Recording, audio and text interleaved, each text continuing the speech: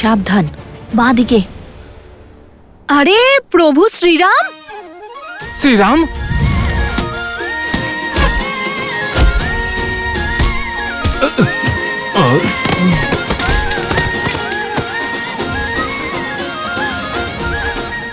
পালাও পালাও!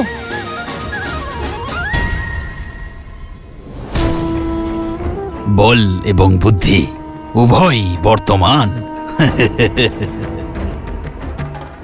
কিন্তু এরা কত দুঃখিত হবে যখন নিজের আরাধ্য শ্রীরামের সত্য জানবে। সীতারামের কাহিনী বিরহে পরিপূর্ণ প্রেমের কাহিনী।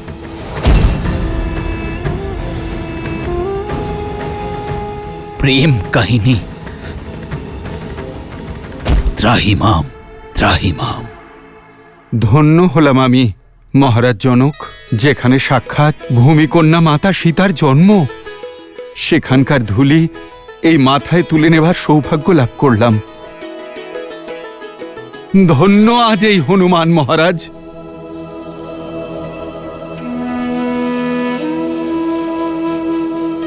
আমার উচিত আপনাকে ধন্যবাদ জানানো। আপনি দুঃখের সাগরে নিমজ্জিত আমার সীতাকে তখন সামলেছিলেন যখন আশার সব প্রদীপ নিভতে বসেছিল। আপনি পুত্র হয়ে উঠেছেন সেদিন থেকে। এ তো প্রভুর লীলার ফল মহারাজ। ওনার ভক্তি এক হনুমানকে মহাবীর আর মাতার ভালোবাসা তার পুত্র করে তুলেছে। আমি শুনেছি অযোধ্যায় অশ্বমেধ যজ্ঞের আয়োজন করা হচ্ছে। এ হল রাজ্য বৃদ্ধির উচিত পথ। উদ্দেশ্য রাজ্যের নয়, ধর্ম আর মর্যাদার বৃদ্ধি মহারাজ। সেই মর্যাদা যা জীবনের প্রতিটি ক্ষেত্রে প্রতিটি পর্যায়ে প্রয়োজন, তা সে বলিদান হোক বা ভোগবিলাস।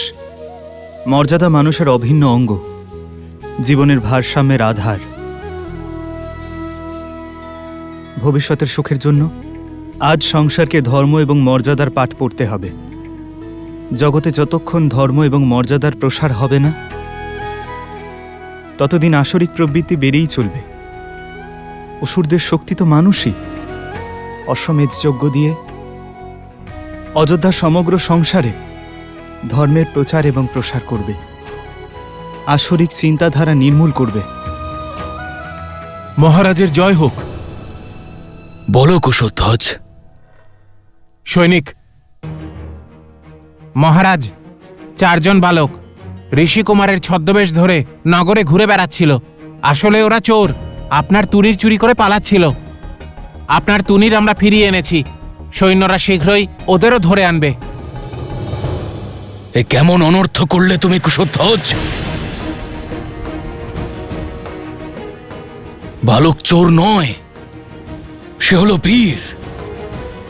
আর এই তুনির আমি স্বয়ং নিজের হাতে ওদের দিয়েছি।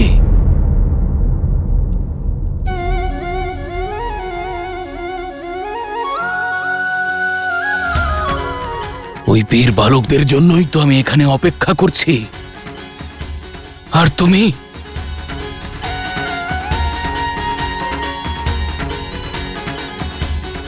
নিজের সৈনিক নিয়ে যাও আর ওই বালকদের খুঁজে সম্মানের সহিত এখানে নিয়ে এসো।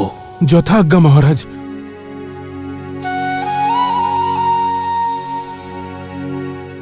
মহারাজ, আপনি আপনার দৈব তুনির ওই বালককে দিয়েছিলেন? নিশ্চয়ই ওরা খুবই অদ্ভুত।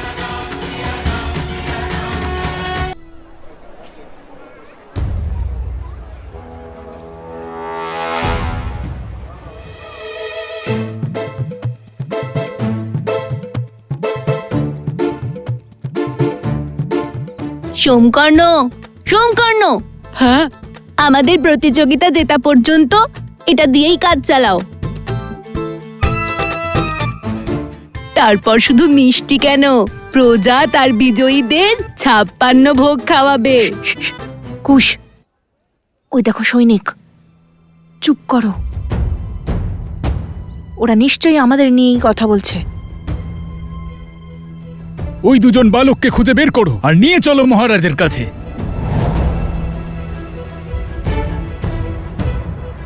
দাদা, বলেছিলাম না তুনিটা এত বেশি পরিষ্কার করো না।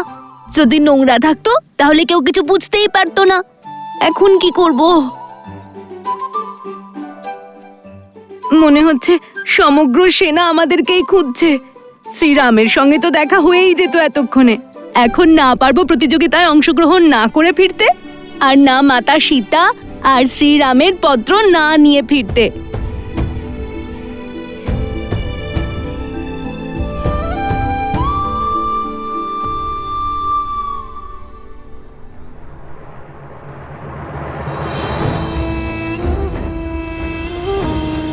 আরে আপনি, মনে আছে আমাদের বনে দেখা হয়েছিল? মনে আছে, মনে আছে। আপনার ষণ্ড আর সেই ষণ্ডের গাড়ি দুটোই আশ্রমের সেবার কাজে রয়েছে। ধন্য হোক ভগবান, ধন্য হোক। এর অর্থ এটাই যে আমার দান গৃহীত হয়েছে। আগে হ্যাঁ। ক্ষমা করবে, আমি তোমাদের বার্তালাপ শুনে ফেলেছি। সৈনিকদের থেকে বাঁচতে হলে আর প্রতিযোগিতায় অংশ নিতে হলে নিজেদের বেশভূষা বদলে ফেলো। এটা তো ভালোই বলেছেন, কিন্তু পোশাক পরিবর্তন করব কি করে? আমরা তো কোনো মায়া জানি না। মায়া? আরে ওই দেখো, ওই তো ওরা, ধরো ওদের। পালাও।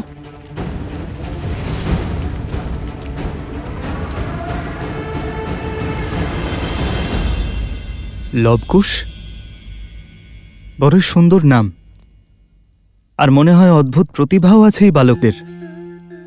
আপনার সৈন্যরাও ধরতে পারল না? শুধু প্রতিভাবানই নয় রাম, ওদের মুখে দৈবতার দর্শন পেয়েছি আমি, আর ওদের রূপ আমায় মুগ্ধ করেছে। ওরা কোনো সাধারণ ঋষিকুমার নয়, বরং ওদের মধ্যে সাধু এবং শাসকের অদ্ভুত সঙ্গম আছে।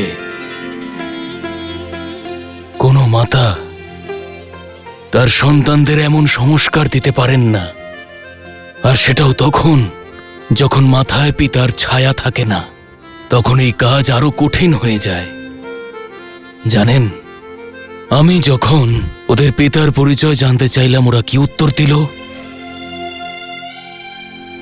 ওরা বলল যে ওদের মাতাই হলো ওদের পিতা। আমি এমনই নাতি লাভের আশায় আমার জীবন আর শাসনভার বয়ে চলেছি। তবে কি ওদের মাতা?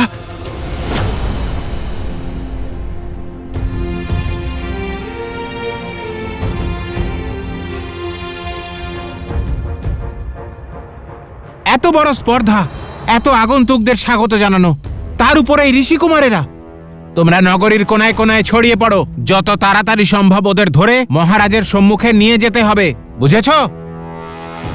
ওই দেখো, ওই যে ওরা, ধরো ওদের।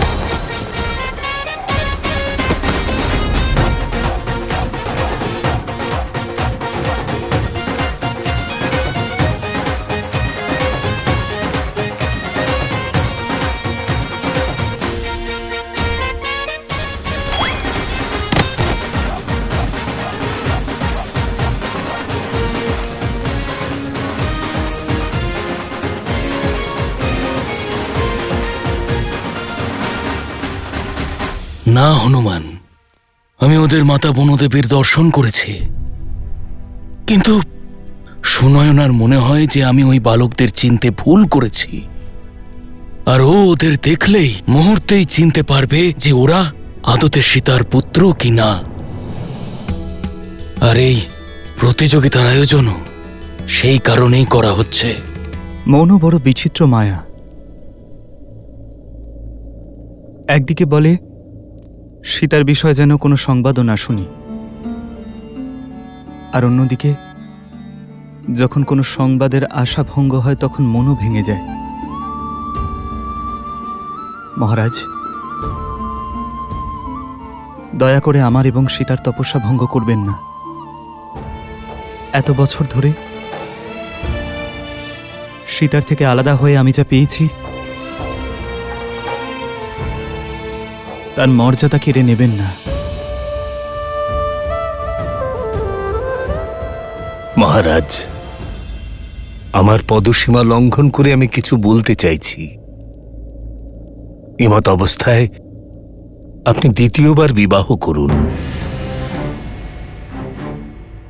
নববধূ রূপে যে আসবে মহারাজ জনক আর মহারানী সুনয়না নিজের সন্তানের মতোই স্নেহ ভালোবাসা দেবেন।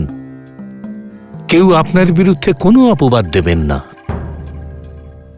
অশ্বমেধ যজ্ঞের জন্য নিমন্ত্রণ করতে এসেছিলাম, আর অশ্বমেধ যজ্ঞ সপত্নীকই করা হয়।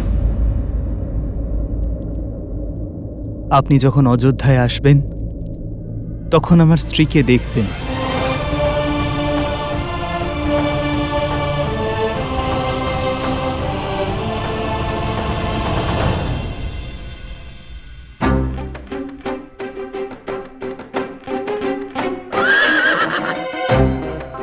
কুশ, প্রতিযোগিতায় যেতে হবে আর তুমি তুমি ঘোড়ার সঙ্গে কথা বলছো? না না, অনুমতি নিচ্ছি। কিসের অনুমতি? ওর ওপরে চেপে সোজা প্রতিযোগিতায় যাওয়ার। কে কে ওখানে?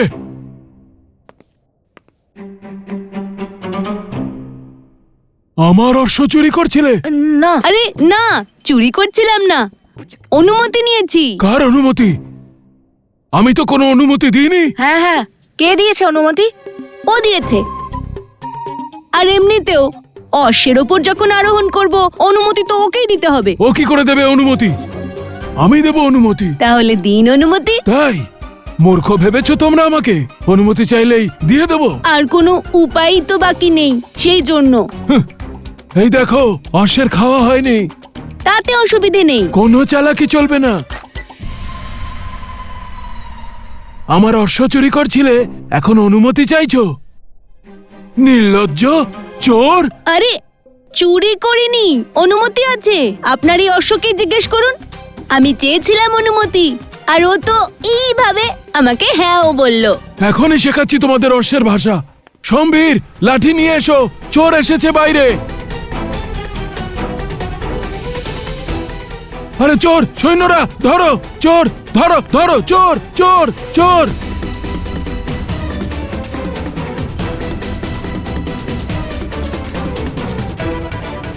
চোর পালিয়ে যাচ্ছে, চোর চোর চোর চোর! অশ্বমেধের আহুতি তো সপত্নী দিতে হয়, অর্থাৎ আপনি দ্বিতীয় বিবাহের কথা ভাবছেন? অদ্ভুত শ্রীরাম, অদ্ভুত।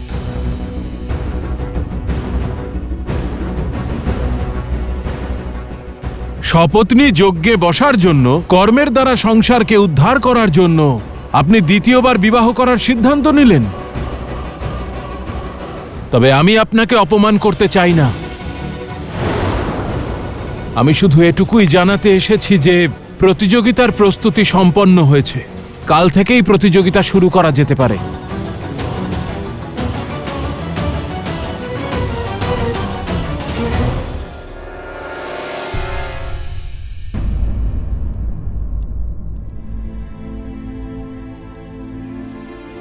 ক্ষমা করবেন শ্রীরাম।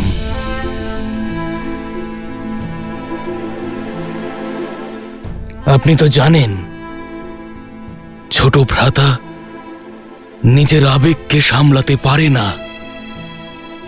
আশা করি যে আপনি এই অপমানকে মন থেকে স্বীকার করবেন না। না মহারাজ, আমি ওনার নেত্রে, ওনার শব্দে অপমান নয়, বরং সীতার কষ্টের দুঃখ দেখেছি। ওনার মনের ভাব আমি বুঝি মহারাজ। আমি তো আপ্লুত। এটা দেখে যে সীতাকে উনি কতটা ভালোবাসেন। উনি আমাকে অপমান করেননি মহারাজ, কেবল ওনার মনের অবস্থাকে ব্যক্ত করেছেন।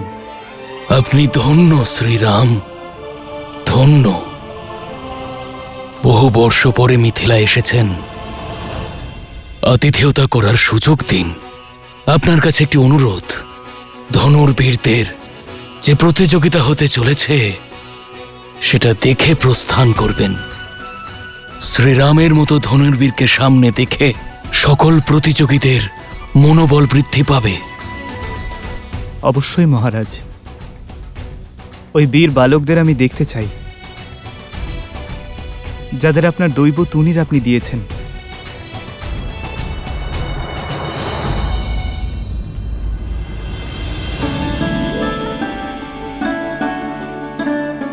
ধন্যবাদ।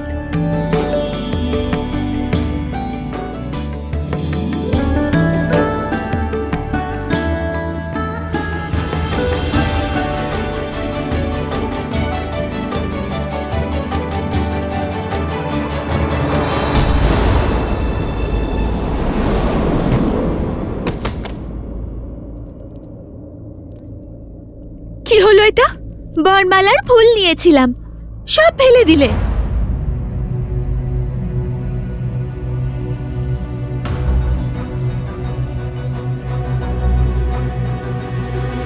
ক্ষমা করবেন দেবী। ক্ষমা নয়, শাস্তি পাবে। আপনার বিবাহ বুঝি? না, তাহলে বরমালা বানানোর ছিল। কার জন্য? আমার জন্য। আপনার বিবাহ নয়, তাহলে বরমালা কেন? চোর চোর চোর চোর চোর!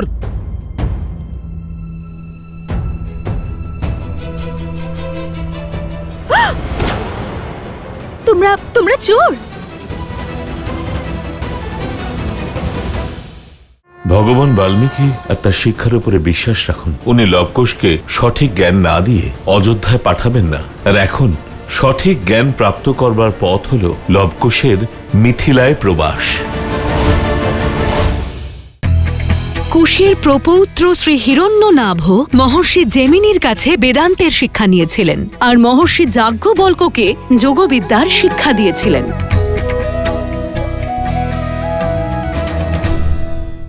তোমরা চোর?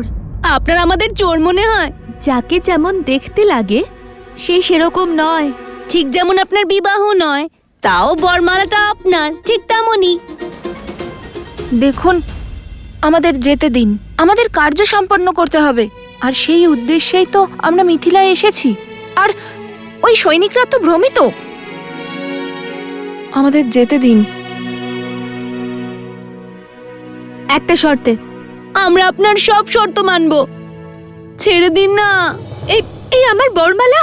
দেখুন, আমি কথা দিচ্ছি, সন্ধ্যার মধ্যে আপনার জন্য বরমালাও আনবো, আর একজন বরকেও। ছেড়ে দিন। শোনো, তোমরা কৃপা করুন দেবী। আমরা শ্রীরামের ভক্ত, প্রাণ দিয়ে দেব, কিন্তু প্রতিজ্ঞা ভঙ্গ করব না। ওই যে চোর! সে বাইরে ধরো, সে বাইরে ধরো, পালিয়ে যাচ্ছে। এরা তো বিচিত্র বালক, কিন্তু রাম ভক্ত। অর্থাৎ এই চিন্তা করছেন যে লবকুশের শক্তি তাদের অবিবেচক না করে তোলে। হ্যাঁ ঋষিবর, যখন কেউ শক্তিশালী হয়ে যায় তখন অনুচিত পথে যাওয়ার সম্ভাবনা তো থাকেই। আর লবকুশের কাঁধে তো রাজ্য পালনের সঙ্গে ধর্মেরও ভার আছে।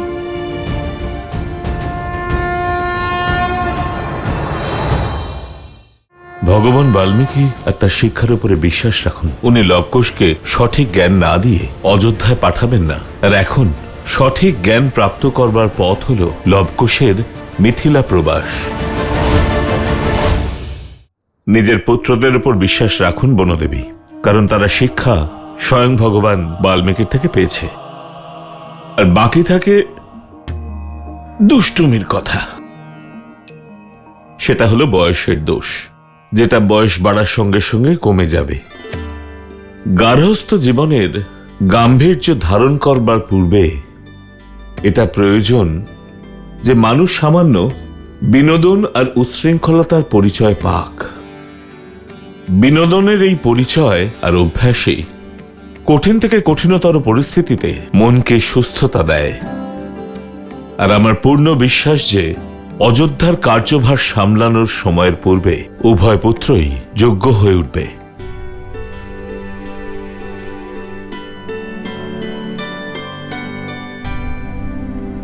ঋষিবর, এবার কি ভগবান বাল্মীকি লবকুশকে অযোধ্যায় নিয়ে যাবেন?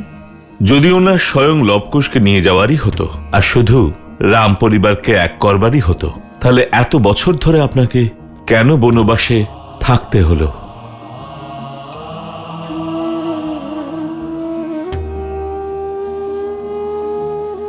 অর্থাৎ এখন প্রশ্ন শুধু শ্রীরামের সঙ্গে দেখা করা নয়,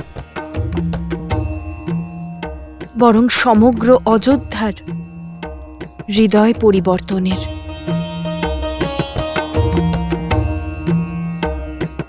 ভগবান বাল্মীকি আপনার শিক্ষার উপরে বিশ্বাস রাখুন।